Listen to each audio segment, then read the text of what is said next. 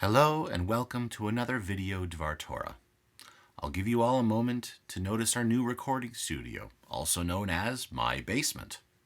For some reason, we decided that it was getting a little bit annoying to have microphones and cameras set up in every room in our house all the time. We had one by the piano for the Sunday variety show, one by the dining room table for Kabbalat Shabbat and Havdalah services, and one in the home office for bar mitzvah lessons, adult education lectures, and meetings.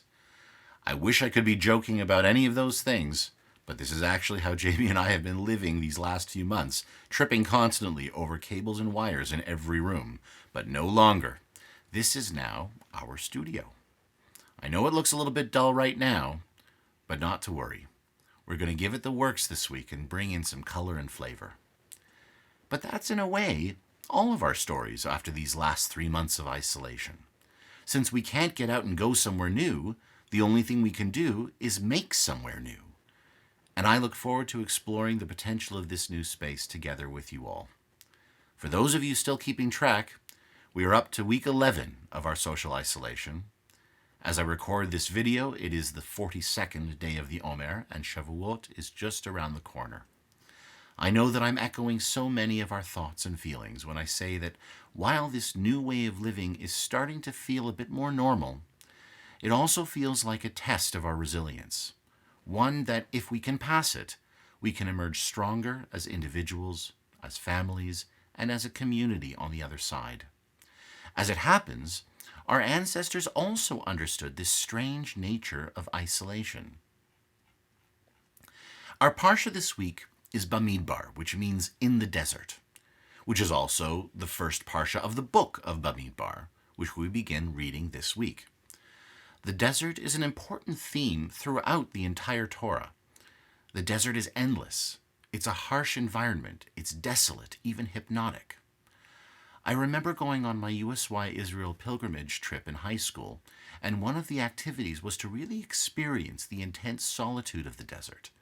On our tour bus, we drove deep into the Negev as the sun was setting. We got out of the bus and were told that without going too far away, to find a spot where we could look out at the desert and not see anything.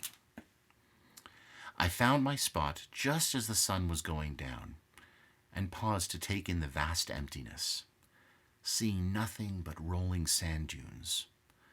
Something that struck me even more was the sound, which was that there was no sound. No birds, no insects, not even the sound of the wind.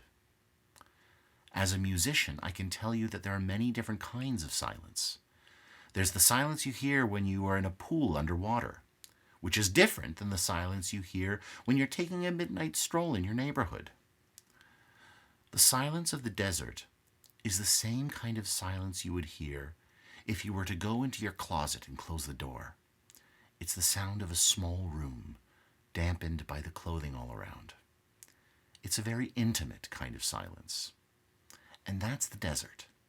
It's intimate, lonely. It's also timeless. And without question, you come out of it a different person from when you went in. In the opening verse of our parsha, we read, Vayomer Hashem el Moshe Bamidbar Sinai be'ohel moed. And God spoke to Moses from the wilderness of the Sinai in the tent of meeting. The inclusion of the word wilderness is very deliberate. The 40 years of wandering in the desert was a time of trial for the Israelites. It was a time of learning how to behave as a nation, a time to build a relationship with God and understand how to be a moral, ethical, and holy people. It was a time free from distractions in the outside world. The desert served as the incubator for the Israelite nation.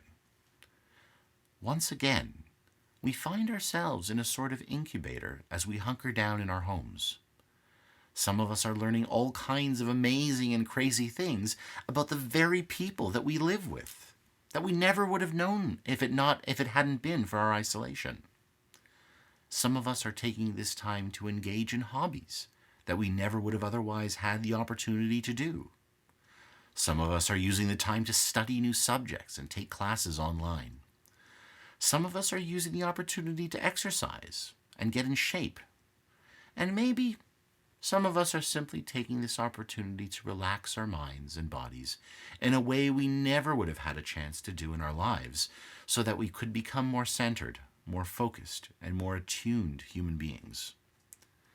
Our desert is testing our mettle in many ways, but it can also be our Sinai, an opportunity to emerge different from the person we were when we went in.